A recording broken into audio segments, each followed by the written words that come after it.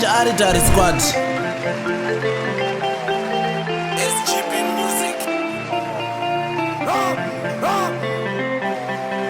Gokwe futhi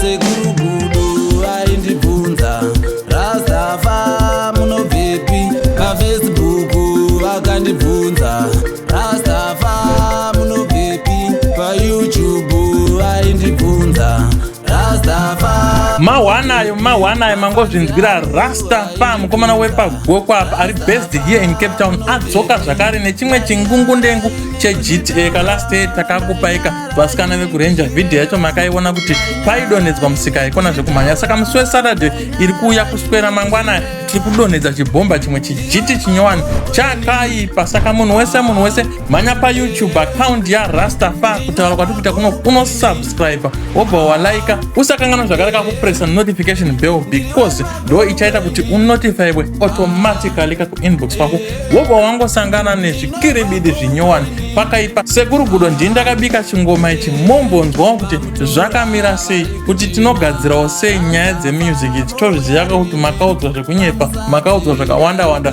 Inzwai basa ratakaita pachingoma chinyowani chaRastafa. Modzokera zvakare monoona vasikana vekuRanger yatakaita last day muchabva mangoona kuti masports tinopedza. Eka gokwe yaramba kusara, gokwe yaramba kutsikirirwa, zvasarira kumasvingo.